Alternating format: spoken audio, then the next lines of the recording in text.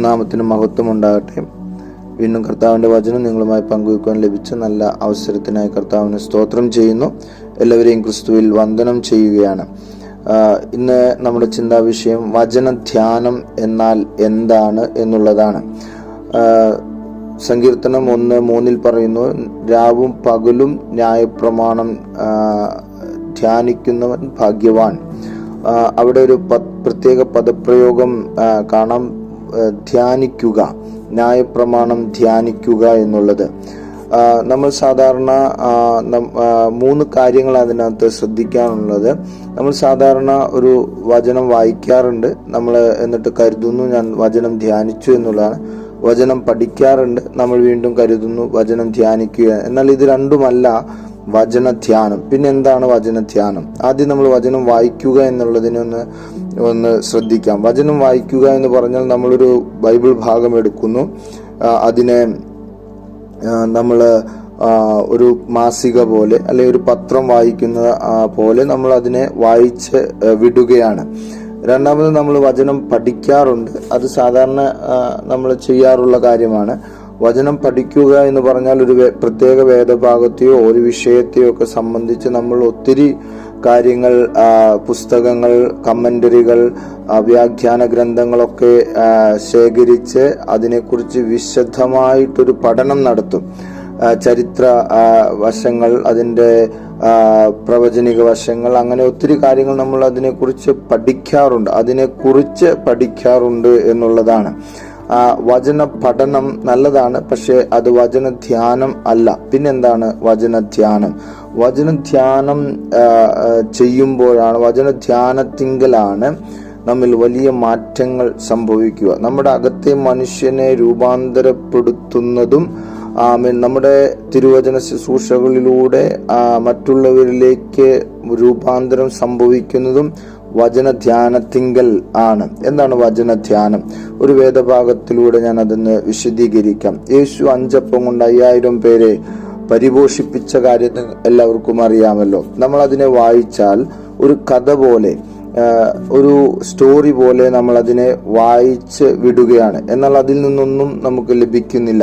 രണ്ടാമത് നമ്മൾ അതിനെ പഠിക്കുകയാണെങ്കിൽ നമ്മൾ പഠിക്കുമ്പോൾ അത് ഏത് സ്ഥലത്താണ് സംഭവിച്ചത്, ഏത് കുന്നിൻ മുകളിലാണ് സംഭവിച്ചത്, അവിടെ എത്ര ആളുകൾ ഉണ്ടായിരുന്നു, അവിടെ ഏത് സാഹചര്യത്തിലാണ് സംഭവിച്ചത്, യേശുവിൻ്റെ ഒപ്പം ആരൊക്കെ ഉണ്ടായിരുന്നു, അവിടെ എന്തൊക്കെയാണ് സംഭവിച്ചത് എന്നുള്ള കാര്യങ്ങൾ വളരെ വിശദമായി നമ്മൾ പഠിക്കും. അത് നമ്മുടെ വചനത്തിലുള്ള അറിവ് വർദ്ധിപ്പിക്കും എന്നുള്ളതാണ് യാഥാർത്ഥ്യം. എന്നാൽ ആ ഭാഗത്തെ വചനധ്യാനത്തിലൂടെ നമ്മൾ വചനധ്യാനം ചെയ്താൽ, അതിനെ നാം വചനധ്യാനിച്ചാൽ എന്താണ് സംഭവിക്കുക? അപ്പോൾ നാം വചനധ്യാനത്തോടെ ആ ഭാഗത്തെ നമ്മൾ വായിക്കുമ്പോൾ നമ്മൾ ആ യേശുവിൻ്റെ അടുക്കൽ എത്തുകയാണ്.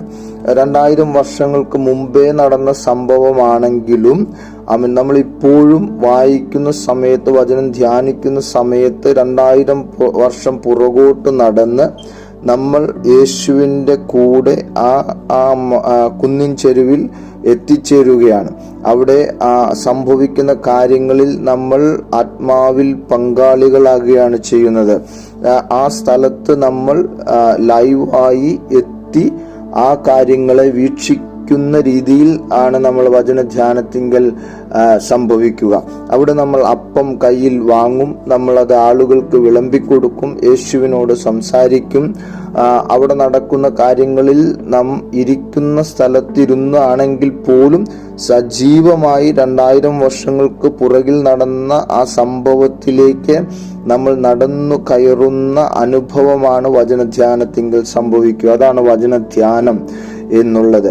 ആ വചനധ്യാനത്തിങ്കലാണ് സ്ഫോടനാത്മകമായ വചന വെളിപ്പാടുകൾ നമുക്ക് ലഭിക്കുക. അതാണ് നമ്മുടെ അകത്തെ മനുഷ്യനിൽ മാറ്റങ്ങൾ വരുത്തുന്നതും നമ്മുടെ വിശ്വാസ ജീവിതത്തിന്റെ തലങ്ങളിൽ മാറ്റങ്ങൾ വരുത്തുന്നതും.